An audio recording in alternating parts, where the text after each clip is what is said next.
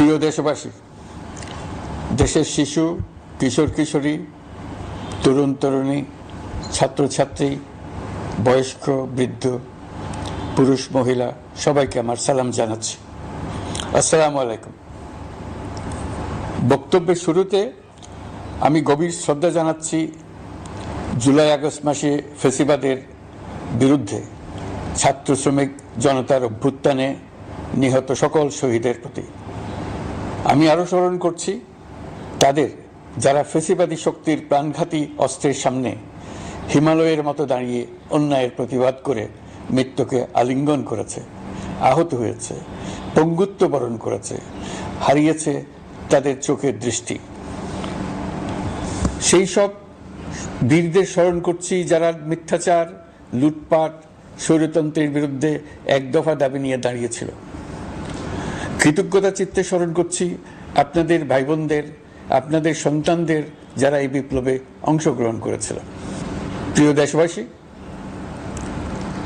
আমি আগেও জানিয়েছি, আবারও জানাচ্ছি, গণ অভ্যুত্থানে সকল শহীদের পরিবারকে পুনর্বাসন করা হবে।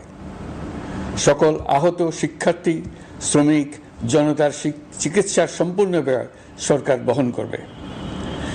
আহতদের দীর্ঘমেয়াদী এবং ব্যয়বহুল চিকিৎসা এবং শহীদদের পরিবারের দেখাশোনার জন্য স্বাস্থ্য মন্ত্রণালয়ের নেতৃত্বে একটি পূর্ণাঙ্গ তালিকা প্রস্তুত করা হয়েছে। এখন এই নতুন তথ্য পাওয়ার ভিত্তিতে এই তালিকা হালনাগাদ করা হতে থাকবে। গণ অভ্যুত্থানের শহীদদের স্মৃতি ধরে রাখতে সরকার তার যাত্রা লগ্নে জুলাই গণহত্যা স্মৃতি ফাউন্ডেশন নামে একটি ফাউন্ডেশন প্রতিষ্ঠার উদ্যোগ নেয়। এখন সেই ফাউন্ডেশন তৈরি হয়েছে। সকল শহীদ পরিবার এবং আহতদের সর্বোত্তম চিকিৎসা সহ তাদের পরিবারের সম্পূর্ণ দায়িত্ব এই ফাউন্ডেশন গ্রহণ করছে। এই ফাউন্ডেশনে দান করার জন্য দেশের সকল মানুষ এবং বিদেশে অবস্থানরত বাংলাদেশিদের আমরা আহ্বান জানাচ্ছি। গত মাসে কুমিল্লা, নোয়াখালী, সিলেট অঞ্চলে আকস্মিক বন্যা এসব এলাকার মানুষকে হতভম্ব করে দিয়েছে। এখানে বেশিরভাগ এলাকায় কোনোদিন বন্যা হয়নি। তারা বন্যা মোকাবেলা করে অভ্যস্ত নন। দেশপ্রেমিক সশস্ত্র বাহিনী তাৎক্ষণিকভাবে বন্যা আক্রান্ত সবাইকে রক্ষার জন্য এগিয়ে আসে। সেনা, নৌ এবং বিমান বাহিনী পরস্পরের সঙ্গে সমন্বয় করে একযোগে কাজে নেমে পড়ার ফলে মানুষের দুর্ভোগ কম হয়েছে। এর পরপরই এনজিও এবং সাধারণ মানুষ দেশের সকল অঞ্চল থেকে দলে দলে এগিয়ে এসছে। আমি বিশেষ করে দেশপ্রেমিক সেনাবাহিনীকে আবারও ধন্যবাদ জানাচ্ছি। দেশের সকল দুর্যোগকালে তারা সবসময় আন্তরিকভাবে এগিয়ে এসছে। বিশেষ করে বন্যা ও শান্তি শৃঙ্খলা রক্ষার কাজে তাদের সৈনিক এবং অফিসাররা দিনের পর দিন যেভাবে দায়িত্ব পালন করেছে তার কোনো তুলনা হয় না। জনজীবনে স্বস্তি ও আত্মবিশ্বাস প্রতিষ্ঠায় তাদের ভূমিকা অনন্য। বাংলাদেশ সশস্ত্র বাহিনীর সকল সদস্যকে আমি ধন্যবাদ জানাই তাদের সততা, ত্যাগ ও অসীম দেশপ্রেমের জন্য। দেশের স্বাধীনতা সংগ্রাম থেকে শুরু করে বন্যা, খরা, ঝড়, বৃষ্টি, ঘূর্ণিঝড়, সকল প্রাকৃতিক দুর্যোগে আপনারা সকলের শেষ ভরসার স্থান। দেশের প্রতিটি ক্রান্তি লগ্নে আপনারা দেশের মানুষের পাশে থেকেছেন। দেশের স্বাধীনতার পক্ষে, সার্বভৌমত্বের পক্ষে অবস্থান নিয়েছেন। দেশ গঠনে আপনারা সবার আগে এগিয়ে এসছেন। বিগত জুলাই হতে শুরু হওয়া গণ অভ্যুত্থান, বন্যা, নিরাপত্তা প্রদান, অস্ত্র উদ্ধার সহ সকল কার্যক্রমে আপনারা সফলভাবে দিনরাত কাজ করে যাচ্ছেন। সরকার ও জনগণের পক্ষ থেকে আমি আপনাদের প্রতি কৃতজ্ঞতা জানাচ্ছি। বন্যা আমাদের জনজীবনে আরেকটি দিক উন্মোচন করল। দেশের সকল জায়গায় মানুষের সক্রিয় সহানুভূতির জোয়ার উঠেছিল অবিশ্বাস্য মাত্রায়। ব্যবসায়ী, অর্থবান ব্যক্তিরা যেমন তাদের অর্থ নিয়ে স্বতঃস্ফূর্তভাবে এগিয়ে এসেছিল, তেমনি দেশের বিভিন্ন প্রান্তের সাধারণ মানুষ, স্কুল, কলেজ, বিশ্ববিদ্যালয়ের ছেলেমেয়েরা জোয়ারের ঢলের মতো যার যার সামর্থ্য নিয়ে এগিয়ে এসছে। অনেকেই ছুটে গেছে বন্যার্তদের সহযোগিতা করার জন্য। এনজিওরা বিভিন্ন জায়গা থেকে ছুটে গেছে তাদের সহায়তা নিয়ে। তাদের কাজে অনুপ্রাণিত হয়ে আমি এনজিও নেতাদের সঙ্গে বৈঠক করেছি কিভাবে সরকার তাদের কাজের সঙ্গে সরকারের উদ্যোগকে সমন্বিত করতে পারে, সেটার কাঠামো তৈরি করে দেওয়ার জন্য। বন্যা এখন চলে গেছে, কিন্তু পুনর্বাসনের কঠিন কাজ আমাদের সামনে রয়ে গেছে। সকলের সহযোগিতায় আমরা পুনর্বাসনের কাজটি সফলভাবে সমাধান করতে চাই। আইন শৃঙ্খলা পরিস্থিতির উন্নতির জন্য আমরা দিনরাত পরিশ্রম করে যাচ্ছি। যে সমস্ত ভাই বোনেরা তাদের গত 16 বছরের বেদনা জানিয়ে তার প্রতিকার পাওয়ার জন্য আমার অফিস এবং সচিবালয়ের অফিস সমূহের সামনে প্রতিদিন ঘেরাও কর্মসূচি দিয়ে আমাদের কাজকর্ম ব্যাহত করছিলেন, তারা আমার আহ্বানে সাড়া দিয়ে ঘেরাও কর্মসূচির থেকে বিরত হয়েছেন বটে, তবে অন্যত্র আবার তারা তাদের কর্মসূচি দিয়ে যাতায়াতে ব্যাঘাত সৃষ্টি করছেন। আমি কথা দিচ্ছি, আপনাদের ন্যায্য আবেদনের কথা আমরা ভুলে যাব না। আমরা সকল অন্যায়ের প্রতিকারের জন্য প্রতিশ্রুতিবদ্ধ। আমরা আমাদের দায়িত্বকালে যথাসম্ভব সব সমস্যার সমাধানের চেষ্টা করব। আমি আবারও অনুরোধ করছি, আপনারা যাতায়াতে ব্যাঘাত সৃষ্টি থেকে বিরত থাকুন। জাতি আপনাদের প্রতি কৃতজ্ঞ থাকবে। তৈরি পোশাক, ওষুধ শিল্প, এইসব এলাকায় শ্রমিক ভাই বোনেরা তাদের অভিযোগ জানানোর জন্য ক্রমাগতভাবে এই শিল্পের কার্যক্রম পরিচালনা বন্ধ রাখতে বাধ্য করছেন। এটা আমাদের অর্থনীতিতে যে নেতিবাচক প্রভাব ফেলবে সেটা মোটেই কাম্য নয়। এমনিতেই ছাত্র শ্রমিক জনতার বিপ্লবের পর যে অর্থনীতি আমরা পেয়েছি সেটা নিয়ম নীতিবিহীন দ্রুত ক্ষীয়মান একটা অর্থনীতি। প্রাতিষ্ঠানিক কাঠামো প্রায় ধ্বংসপ্রাপ্ত। বৈদেশিক মুদ্রার রিজার্ভ তলানিতে গিয়ে ঠেকেছে। আমরা এই অর্থনীতিতে প্রাণ সঞ্চারের চেষ্টা করছি, আমাদের উদ্যোগে সাড়াও পাচ্ছি। ঠিক এই সময়ে আমাদের শিল্প কারখানাগুলো বন্ধ হয়ে যাক, অকার্যকর হয়ে যাক, এটা আমাদের অর্থনীতিতে বিরাট আঘাত পড়বে। সেটা কিছুতেই আমাদের কাম্য হতে পারে না। শ্রমিক ভাই বোনদের অনেক দুঃখ আছে, কিন্তু সেই দুঃখ প্রকাশ করতে গিয়ে আপনাদের মূল জীবিকা বন্ধ হওয়ার উপক্রম হলে সেটা ঠিক হবে না। দেশের অর্থনীতি ধ্বংসপ্রাপ্ত হলে সেটা ঠিক হবে না। শ্রমিক মালিক উভয়ের পক্ষে আলোচনা করে এইসব সমস্যার সমাধান আমরা অবশ্যই বের করব। আপনারা কারখানা খোলা রাখুন, অর্থনীতির চাকা সচল রাখুন, দেশের অর্থনীতিকে সোজা হয়ে দাঁড়াতে দিন। আমরা আপনাদের সমস্যার স্থায়ী সমাধান বের করার জন্য সর্বশক্তি প্রয়োগ করব। মালিক পক্ষের কাছে আমাদের আবেদন, আপনারা শ্রমিকদের সঙ্গে বোঝাপড়া করুন, কারখানা সচল রাখুন, অর্থনীতির দুর্বল স্বাস্থ্যকে সবল করে তুলুন। ওষুধ শিল্প এবং তৈরি পোশাক শিল্প দেশের গৌরব। এর মাধ্যমে আমাদের শ্রমিক ভাই বোনেরা তাদের কর্মকুশলতা বিশ্বকে মুগ্ধ করেছে। এর সাফল্য এখন থমকে আছে। আমরা এই দুই শিল্পকে তাদের সম্ভাব্য শীর্ষে নিয়ে যেতে চাই। দুর্বল করার তো প্রশ্নই ওঠে না। এই দুই শিল্পের কোথায় কোথায় বাধা আছে, সমস্যা আছে, সেগুলো চিহ্নিত করে তাকে বাধামুক্ত করতে চাই। আমরা বিদেশি ক্রেতাদের একত্রিত করে তাদের সহযোগিতা চাইব, যেন বাংলাদেশের এই শিল্প দুটি বিশ্বের অন্যান্য দেশের চাইতে বেশি আস্থাযোগ্য হয়ে গড়ে উঠতে পারে। সবকিছুই সম্ভব যদি আমরা শ্রমিক মালিক সম্পর্কটা একটা নির্ভরযোগ্য, আনন্দদায়ক করে গড়ে তুলতে পারি। আমাদের সরকারের প্রথম মাস কাটল, দ্বিতীয় মাস থেকে আমরা নতুন বাংলাদেশ গড়ার ভিত্তি হিসেবে নতুন শ্রমিক মালিক সম্পর্কের সূচনা করতে চাই। এটা দেশের সবার কাম্য। দেশের নতুন প্রজন্ম নির্ভয়ে যেন তাদের ভবিষ্যৎ নিয়ে এগিয়ে যেতে পারে, আমরা সেই লক্ষ্যে কাজ করছি। আমাদের দায়িত্ব অনেক।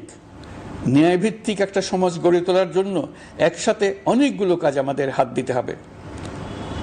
1 জুলাই থেকে 5 আগস্ট পর্যন্ত ছাত্র জনতার গণ আন্দোলনকে দমন করতে যেসব ফৌজদারি মামলা দায়ের করা হয়েছিল, এর মধ্যে হত্যা মামলা ছাড়া বাকি প্রায় সকল মামলা প্রত্যাহার করা হয়েছে। এইসব মামলায় গ্রেফতারকৃত সকলে মুক্তি পেয়েছে।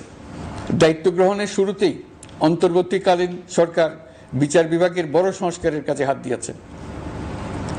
যোগ্যতম ব্যক্তিকে প্রধান বিচারপতি নিয়োগ দেওয়াতে মানুষের মনে নতুন আশার সঞ্চার হয়েছে। আপিল বিভাগের বিচারপতি নিয়োগ, অ্যাটর্নি জেনারেল নিয়োগ এবং অন্যান্য নিয়োগগুলি অতি গুরুত্বপূর্ণ নিয়োগ, যেগুলো সবকটাই সম্পন্ন হয়েছে। সন্ত্রাস দমন আইন ও ডিজিটাল সাইবার নিরাপত্তা আইনে দায়েরকৃত মিথ্যা হয়রানিমূলক মামলাগুলো প্রত্যাহার করা হচ্ছে। সাইবার নিরাপত্তা আইন সহ বাংলাদেশে বিদ্যমান সকল কালো আইনের তালিকা করা হয়েছে। অতি সত্বর এই সকল কালো আইন বাতিল ও প্রযোজ্য ক্ষেত্রে সংশোধন করা হবে। সাংবাদিক সাগর রনি হত্যাকাণ্ড সহ বহুল আলোচিত 5টি হত্যাকাণ্ডের তদন্ত ও বিচার অগ্রাধিকার ভিত্তিতে ও দ্রুততম সময়ে নিষ্পত্তির জন্য সহায়তা প্রদান করা হচ্ছে। সম্প্রতি আমরা বলপূর্বক গুম থেকে সকল ব্যক্তির সুরক্ষার জন্য আন্তর্জাতিক কনভেনশনের সনদে স্বাক্ষর করেছি। ফলে স্বৈরাচার দ্বারা প্রতিষ্ঠিত গুম সংস্কৃতির সমাপ্তি ঘটানোর জন্য আন্তর্জাতিকভাবে আমরা প্রতিজ্ঞাবদ্ধ হলাম। এছাড়া আমরা ফ্যাসিবাদ শাসনের 15 বছরে গুমের প্রতিটি ঘটনা তদন্ত করার জন্য পৃথক একটা কমিশন গঠন করছি। যেসব পরিবার তাদের নিখোঁজ পিতা, স্বামী, পুত্র এবং ভাইদের পাওয়ার জন্য বছরের পর বছর যন্ত্রণার সাথে অপেক্ষা করছেন, আমরা আপনাদের বেদনায় সমবেথী। আয়নাঘরগুলো বন্ধ করে দেওয়া হয়েছে এবং সেই সাথে বের হয়ে আসছে ফ্যাসিস্ট হাসিনা সরকারের গুমের শিকার ভাই বোনদের কষ্ট ও যন্ত্রণা গাথা। আমাদের তরুণ প্রজন্মের ভবিষ্যৎ যেন উজ্জ্বল হয়, সেটা নিশ্চিত করতে শিক্ষা ব্যবস্থার দিকে আমাদের পূর্ণ নজর রয়েছে। ইতিমধ্যে প্রথম শ্রেণী থেকে দ্বাদশ শ্রেণী পর্যন্ত বর্তমানের ত্রুটিপূর্ণ শিক্ষাক্রম পরিবর্তন করা হয়েছে। বই সংশোধন ও পরিমার্জনের কাজ শেষ পর্যায়ে আছে। এই সংস্কারের কাজ অব্যাহত থাকবে। বিশ্ববিদ্যালয়সমূহের উচ্চ প্রশাসনিক পদগুলো পূরণ করে শিক্ষা কার্যক্রম স্বাভাবিক করার কাজ দ্রুত গতিতে এগিয়ে চলেছে। বেসরকারি শিক্ষা প্রতিষ্ঠানগুলোর পরিচালনা বোর্ডে দখলদারিত্বের রাজনীতি বন্ধ করার ব্যবস্থাও নেওয়া হয়েছে। আপনারা নিশ্চয় লক্ষ্য করেছেন, আমাদের প্রথম মাসে দেশের প্রায় সকল বিশ্ববিদ্যালয়ের উপাচার্য এবং উপাচার্য মহোদয়গণ পদত্যাগ করেছেন। উচ্চশিক্ষার ক্ষেত্রে এটা বিরাট শূন্যতার সৃষ্টি করেছে।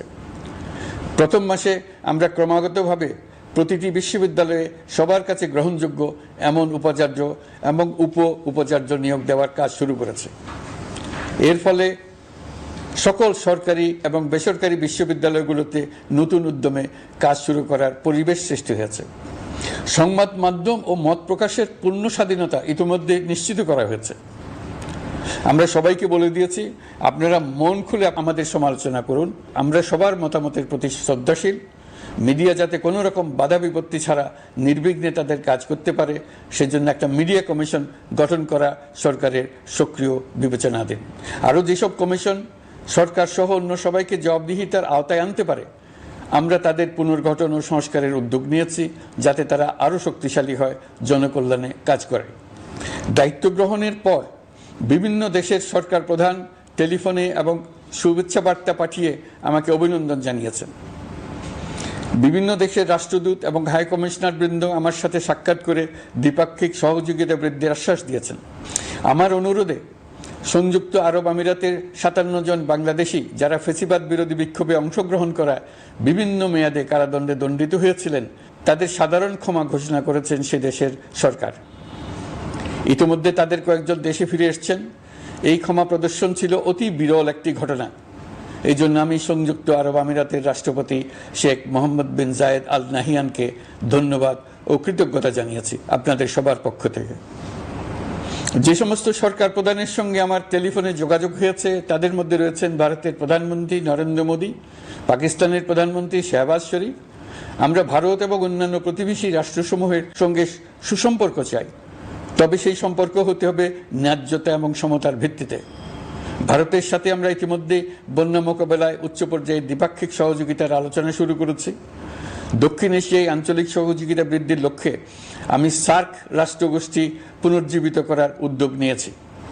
আমরা চাই আমাদের দেশ যেন একটি গণতান্ত্রিক দেশ হিসেবে বিশ্বের কাছে সম্মানের সাথে পরিচিত হয়।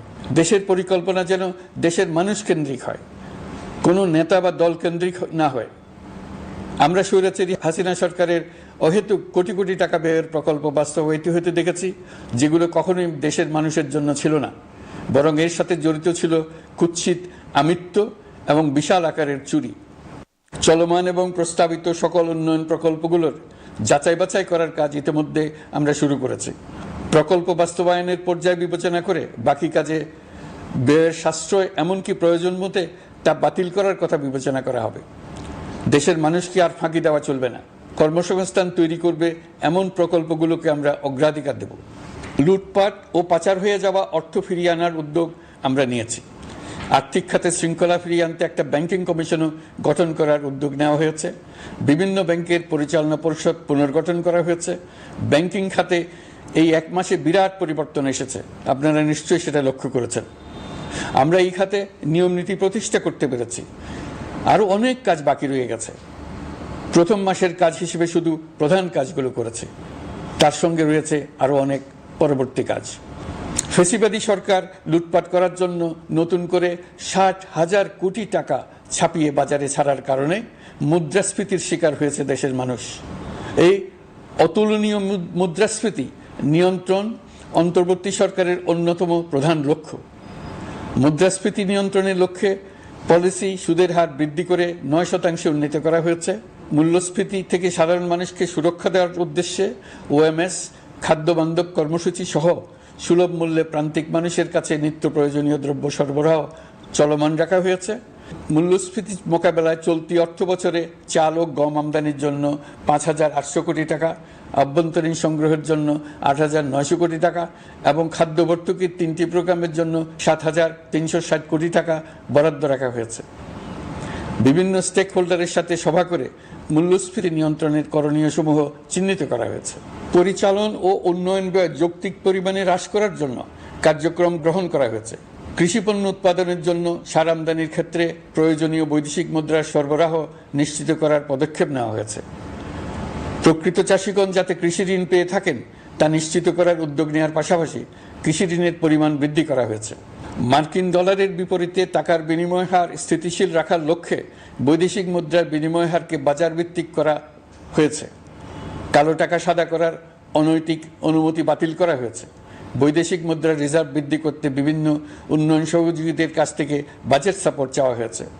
আন্তর্জাতিক মুদ্রা তহবিল থেকে অতিরিক্ত 3 বিলিয়ন মার্কিন ডলার, বিশ্বব্যাংক থেকে অতিরিক্ত 1 বিলিয়ন ডলার, জাইকা থেকে অতিরিক্ত 1 বিলিয়ন মার্কিন ডলার প্রদানের অনুরোধ করা হয়েছে। রূপপুর পারমাণবিক বিদ্যুৎ কেন্দ্র নির্মাণ প্রকল্পের অগ্রিম অর্থ পরিশোধ এবং বকেয়া পাওনা নিয়ে রাশিয়ান ফেডারেশনের সাথে অর্থ মন্ত্রণালয়ের আলোচনা চলছে। পাইপলাইনে থাকা 48 বিলিয়ন মার্কিন ডলার বৈদেশিক সহায়তা ব্যবহারের উদ্যোগ নেওয়া হয়েছে।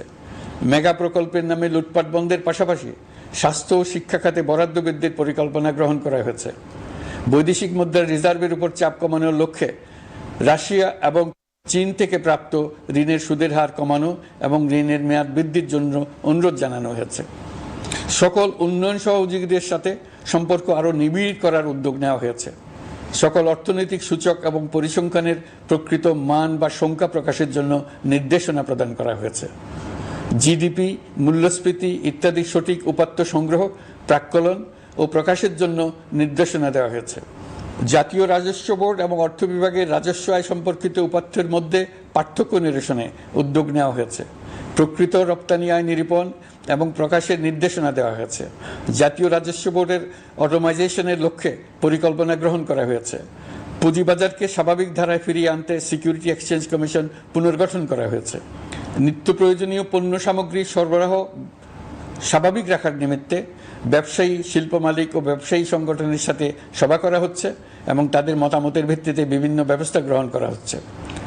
বিদ্যমান মজুদ ও ঘাটতি মূল্যায়ন করে ভবিষ্যৎ চাহিদা পর্যালোচনা করে স্থানীয় উৎপাদন বৃদ্ধির পাশাপাশি আমদানি পর্যায়ে বিভিন্ন জটিলতা দূরীকরণ, বন্দর ও বড় মোকাম সহ পরিবহন ব্যবস্থার বিভিন্ন সমস্যা সমাধানে সংশ্লিষ্ট সকল মন্ত্রণালয়, দপ্তর, বিভাগকে প্রয়োজনীয় নির্দেশ দেওয়া হয়েছে। এই জন্য তেল, চিনি, ডিম ও মাংস উৎপাদনকারী বৃহৎ প্রতিষ্ঠানসমূহের সাথে সভা ও মত বিনিময় করা হচ্ছে।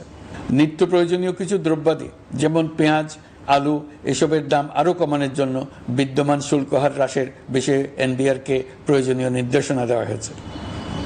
ইতোমধ্যে এনবিআর পেঁয়াজ, আলু ও কতিপয় কীটনাশকের ক্ষেত্রে আমদানি শুল্ক হ্রাস এবং ক্ষেত্র বিশেষে রেগুলেটরি শুল্ক প্রত্যাহার করে এসআরও জারি করেছে। নিম্ন আয়ের 1 কোটি পরিবারকে টিসিবির মাধ্যমে হ্রাসকৃত মূল্যে কিছু পণ্য যেমন পরিবার প্রতি চাল মাসে 5 কেজি, সয়াবিন তেল মাসে 2 কেজি, মসুর ডাল মাসে 2 কেজি দেওয়া হচ্ছে। এটি সামনের দিনগুলোতে অব্যাহত রাখা হবে। সরকার দায়িত্ব গ্রহণের পর জনপ্রত্যাশা অনুযায়ী বিদ্যুৎ, জ্বালানি ও খনিজ সম্পদ মন্ত্রণালয় হতে বিদ্যুৎ ও জ্বালানির দ্রুত সরবরাহ বৃদ্ধি আইনের অধীনে চলমান সকল প্রকার নেগোসিয়েশন, প্রকল্প বাছাই এবং ক্রয় প্রক্রিয়াকরণ কার্যক্রম আপাতত স্থগিত করা হয়েছে। গত 1.5 দশকে এই আইন ব্যবহার করে লক্ষ কোটি টাকা লুটপাট হয়েছে। বিদ্যুৎ, জ্বালানি ও খনিজ সম্পদ মন্ত্রণালয়ের আওতাধীন কোম্পানিসমূহে অধিকতর স্বচ্ছতা ও জবাবদিহিতা আনার লক্ষ্যে কোম্পানিসমূহের পরিচালনা পর্ষদ পুনর্গঠন করা হয়েছে। প্রকৌশল, ভূতত্ত্ব এবং খনিজ হিসাব বিষয়ে অধ্যয়ন করেছে এমন ছাত্র প্রতিনিধি অন্তর্ভুক্ত করার জন্য উদ্যোগ গ্রহণ করা হয়েছে। এই খাতে অধিকতর সক্ষমতা, গতিশীলতা এবং জবাবদিহিতা নিশ্চিত করার লক্ষ্যে বিশেষজ্ঞগণের সমন্বয়ে একটি কমিটি গঠন করা হয়েছে।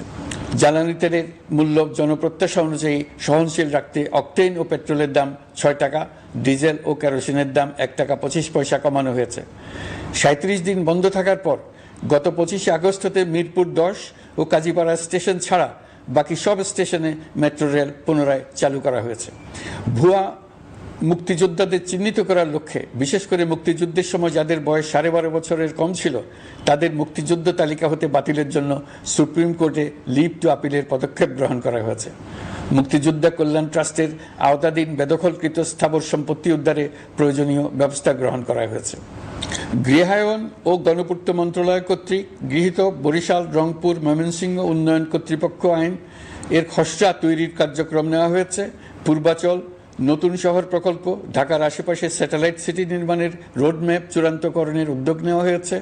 বিধি বহির্ভূত প্রদত্ত প্লট ও ফ্ল্যাটের বরাদ্দ বাতিলের উদ্যোগ নেওয়া হয়েছে। প্রিয় দেশবাসী, আপনাদের আমাদের সন্তানদের জন্য একটি গণতান্ত্রিক বাংলাদেশের রূপরেখা তৈরি করতে আমরা দৃঢ় প্রতিজ্ঞ। আর যেন আমাদের কোনো স্বৈরাচারের হাতে পড়তে না হয়। আমরা যাতে বলতে পারি আমরা একটি গণতান্ত্রিক দেশে বসবাস করি, আমরা যাতে সকলেই দাবি করতে পারি যে এই দেশটি আমাদের, আমরা সেই লক্ষ্যেই কাজ করছি। কেউ আইন নিজের হাতে তুলে নেবেন না। আইন নিজের হাতে তুলে নিয়ে কেউ সমাজে বিশৃঙ্খল পরিবেশ সৃষ্টি করলে আমরা তাকে অবশ্যই শাস্তির আওতায় নিয়ে আসব। আমরা একটি সাম্প্রদায়িক সম্প্রীতির দেশ। ধর্মীয় সম্প্রীতি বিনষ্ট হয় এমন কোনো কাজ কেউ কোনোভাবেই করবেন না। অতীতে শুধুমাত্র আওয়ামী মতাদর্শী না হওয়ার কারণে 28তম থেকে 42তম BCS পর্যন্ত BPSC কর্তৃক সুপারিশকৃত অনেক প্রার্থী নিয়োগ বঞ্চিত হয়েছেন। 8ই আগস্ট পরবর্তী সময়ে এর মধ্যে এদের 259 জনকে নিয়োগ দেওয়া হয়েছে। মাঠ প্রশাসনকে জনবান্ধব এবং দুর্নীতিমুক্ত জবাবদিহিমূলকভাবে গড়ে তোলার জন্য সব ধরনের উদ্যোগ নেওয়া হয়েছে। সরকারি কর্মচারীদের বাধ্যতামূলকভাবে সম্পদ বিবরণী দাখিলের নির্দেশ দেওয়া হয়েছে এবং এটা প্রতি বছর তাদেরকে করতে হবে। ধ্বংস হয়ে পড়া একটা জনপ্রশাসনকে নিয়ে যাত্রা শুরু করেছি। মন্ত্রণালয়গুলোর উচ্চতম পদে যারা নিয়োজিত ছিলেন তারা অনেকে দায়িত্ব ছেড়ে চলে গেছেন, কিংবা পদে থাকলেও সহকর্মীদের চাপের মুখে কাজ করতে পারছিলেন না, বাধ্য হয়ে পদত্যাগ করেছেন। আর যারা 16 বছরের স্বৈরাচারী শাসনের আমলে পদত্যাগে বাধ্য হয়েছিলেন কিংবা দায়িত্ববিহীন অবস্থায় একই পদে থেকে বাধ্য হয়েছেন, তাদের সবার কথা বিবেচনা নিয়ে জনপ্রশাসনকে নতুন করে দাঁড় করানোই ছিল আমাদের প্রথম মাসে কঠিনতম সময়। আবার সকল সমস্যার সমাধান করে একটি নতুন জনপ্রশাসন কাঠামো দাঁড় করাতে পেরেছি, এটাই আমাদের প্রথম মাসের সবচাইতে বড় অর্জন। আমার বিশ্বাস এই জনপ্রশাসন জনগণের ইচ্ছা পূরণে সর্বোচ্চ অবদান রাখতে পারবে। অতি স্বল্প জনবল নিয়ে দাপ্তরিক কার্যক্রম শুরু করা হলেও প্রথম দিকে বিভিন্ন মন্ত্রণালয় ও বিভাগ থেকে পাঠানো বিবিধ প্রস্তাব দ্রুত গতিতে এবং আইনগত সমস্ত বাধ্যবাধকতা মেনে সিদ্ধান্ত নেওয়া হয়েছে। গত 1 মাসে বিভিন্ন মন্ত্রণালয় ও বিভাগ 198টি অতি গুরুত্বপূর্ণ বিষয়ে সিদ্ধান্ত নিয়েছে। জনপ্রশাসনের 135 জন অতিরিক্ত সচিব, 227 জন যুগ্ম সচিব এবং 120 জন উপসচিবকে পদোন্নতি প্রদান করা হয়েছে। 59টি জেলার জেলা প্রশাসককে প্রত্যাহার করা হয়েছে এবং নতুন 59 জন জেলা প্রশাসককে নিয়োগ দেওয়া হয়েছে। 67 জন কর্মকর্তার চুক্তিভিত্তিক নিয়োগ বাতিল করা হয়েছে। 10 জন যুগ্ম সচিব, 8 জন অতিরিক্ত সচিব, 6 জন সচিবকে ওএসডি করা হয়েছে। বাংলাদেশ পুলিশের 80 জন ডিআইজি, 30 জন পুলিশ সুপার সহ 110 জনকে পদোন্নতি প্রদান করা হয়েছে। 1 জন ডিআইজি, 1 জন এডিশনাল ডিআইজি, 4 জন পুলিশ সুপারকে চাকরিতে পুনর্বহাল করা হয়েছে। আইজিপি সহ 10 জন অতিরিক্ত আইজি, 88 জন ডিআইজি, 21 জন এডিশনাল ডিআইজি, 177 জন পুলিশ সুপার সহ মোট 297 জন কর্মকর্তাকে বদলি করা হয়েছে। ছাত্র শ্রমিক জনতার বিপ্লবের মূল লক্ষ্য ছিল গণভবন। এটা ছিল স্বৈরাচারের কেন্দ্রবিন্দু। এই সরকার বিপ্লবের প্রতি সম্মান দেখিয়ে গণভবনকে বিপ্লবের জাদুঘর হিসেবে ঘোষণা দিয়েছে। ছাত্র জনতার ক্ষোভকে স্থায়ীভাবে তুলে ধরার জন্য গণভবনের আর কোনো সংস্কার করা হবে না। ছাত্র জনতার ক্ষোভের মুখে তা যে অবস্থায় দাঁড়িয়েছিল সেই অবস্থায় তাকে রাখা হবে। যেসব মূল্যবান সামগ্রী জনতা নিয়ে গিয়েছিল সেগুলো অনেক ফেরত দিয়ে গেছেন। যারা নিয়ে গিয়েছেন তারা নিজেরাই ফেরত দিয়ে গেছেন। তাদের আমরা দেশবাসীর পক্ষ থেকে ধন্যবাদ জানাচ্ছি। আরও কিছু জিনিস পাওয়া যায়নি, যারা নিয়ে গেছেন তাদের কাছে আমাদের অনুরোধ থাকবে তারা যেন এইসব সামগ্রী ফেরত দিয়ে যান। আমরা উল্লেখ করব এইসব বিক্ষুব্ধ জনতা নিয়ে গিয়েছিল, কিন্তু বিজয়ের পর তারা আবার জাদুঘরের প্রতি সম্মান দেখিয়ে এগুলো ফেরত দিয়ে গিয়েছেন। আমরা নতুন বাংলাদেশকে একটা পরিবেশ বান্ধব এবং জীববৈচিত্র্যময় দেশ হিসেবে গড়ে তোলার উদ্যোগ নিয়েছি। এটি তরুণদের আকাঙ্ক্ষা, আমাদের সবারই আকাঙ্ক্ষা। সেই লক্ষ্যে আমি প্রথমেই একটি ক্ষুদ্র পদক্ষেপ নিয়েছি। আমার বাসভবন এবং সমগ্র সচিবালয়ে প্লাস্টিকের পানির বোতল ব্যবহার নিষিদ্ধ করেছে। ইতিমধ্যে সুপার শপগুলোতে পলিথিনের শপিং ব্যাগ ব্যবহার বন্ধ করার উদ্যোগ নেওয়া হয়েছে। গত কয়েক দশকে যে পরিমাণ নদী দূষণ হয়েছে, আমরা তা বন্ধ করার উদ্যোগ নিয়েছি। আমরা সংস্কার চাই। আমাদের একান্ত অনুরোধ, আমাদের উপর যে সংস্কারের গুরু দায়িত্ব দিয়েছেন, সেই দায়িত্ব দিয়ে আপনারা দর্শকের গ্যালারিতে চলে যাবেন না। আপনারা আমাদের সঙ্গে থাকুন, আমরা একসঙ্গে সংস্কার করব। এটা আমাদের সবার দায়িত্ব। আপনারা নিজ নিজ জগতে সংস্কার আনুন। একটা জাতির সংস্কার শুধু সরকারের সংস্কার হলে হয় না। আপনি ব্যবসায়ী হলে আপনার ব্যবসায় সংস্কার আনুন। ব্যবসায়ী গোষ্ঠীরা তাদের নিজ নিজ সমিতির মাধ্যমে সংস্কার আনুন। সমিতিতে সংস্কার আনুন। নতুন করে সমিতি গঠনতন্ত্র সংশোধন করুন। আপনি শ্রমিক হলে আপনার ক্ষেত্রে আপনি সংস্কার করুন। আপনি রাজনৈতিক নেতাকর্মী হলে আপনার ক্ষেত্রে সংস্কার করুন। আপনি প্রতিষ্ঠান প্রধান হলে আপনার প্রতিষ্ঠানে সংস্কার আনুন। আমি এটাকে সুযোগ হিসেবে গ্রহণ করার জন্য সবাইকে আহ্বান জানাচ্ছি। এই সংস্কারের মাধ্যমে আমরা জাতি হিসেবে নতুনভাবে যাত্রা শুরু করতে চাই।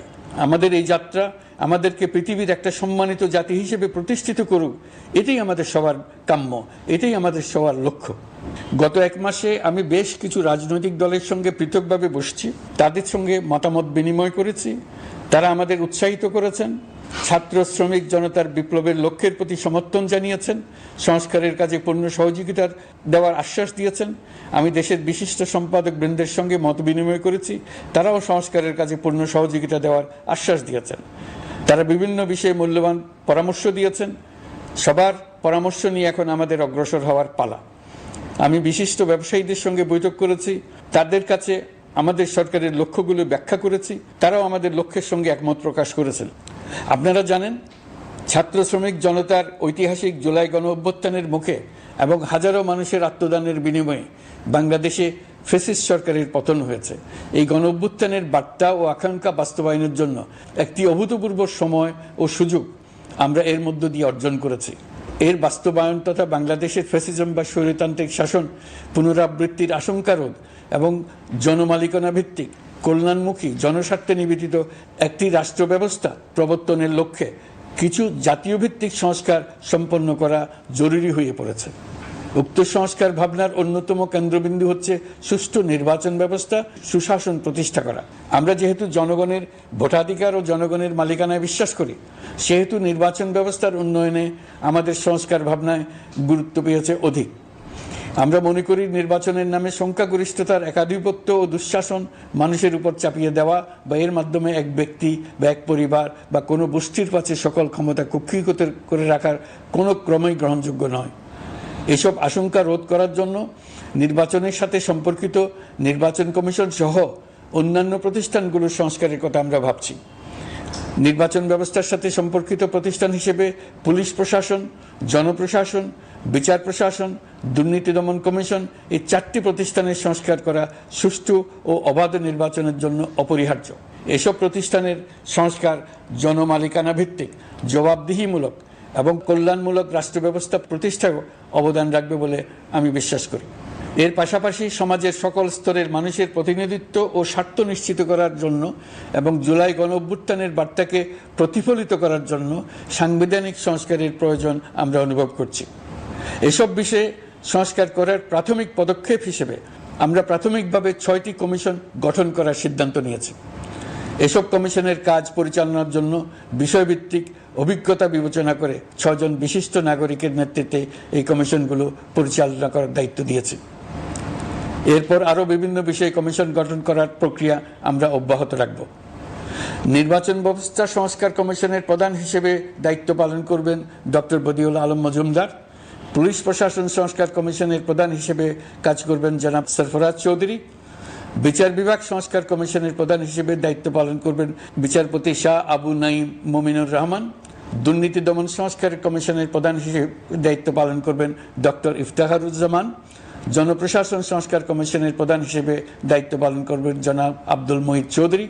সংবিধান সংস্কার কমিশনের প্রধান হিসেবে দায়িত্ব পালন করবেন ডক্টর শাহদিন মালিক। এসব কমিশনের অন্য সদস্যদের নাম কমিশন প্রধানদের সাথে আলোচনা করে ঠিক করা হবে।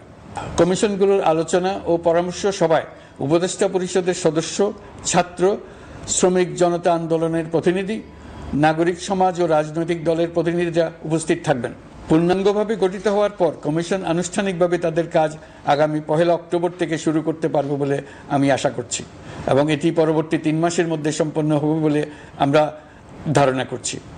কমিশনের রিপোর্টের ভিত্তিতে সরকার পরবর্তী পর্যায়ে প্রধান রাজনৈতিক দলগুলোর সাথে পরামর্শ সভার আয়োজন করবে।